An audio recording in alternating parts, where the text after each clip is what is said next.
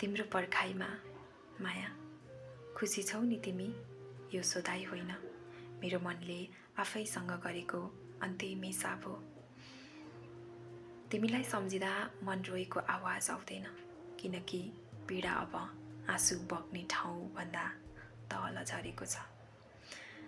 मलाई अब आफ्नै अस्तित्वको अर्थ छैन।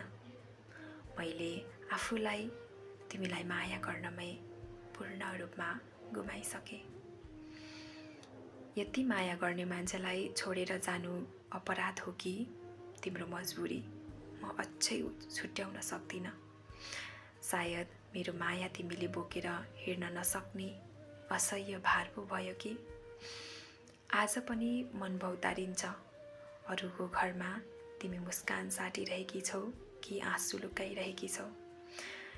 तिम्रो जीवन साथीले तिमीलाई म जस्तै निशब्द निस्वार्थ माया गर्छ कि गर्दैन, यी प्रश्नहरूको उत्तर खोज्न होइन, मलाई दिनदिनै भत्काउन जन्मिएका हुन्। सायद यी सबै मेरो भ्रम मात्र हुन्, तर भ्रममै भए पनि सही, एउटा सत्य मेटिँदैन।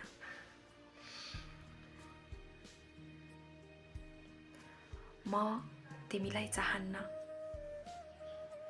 म तिमी फर्कियोस् भनेर प्रार्थना पनि गर्दिन। मलाई त तिमी खुसी भएको देखेर चुपचाप मर्ने मन मात्र छ, किनकि म तिमी होइन, तिम्रो खुसीसँग बाँकी रहेको एउटा थाकेको टुटेको मन हो। एकदमै इमोसनल लेख थियो। कस्तो लाग्यो कमेन्ट गर्नुहोला।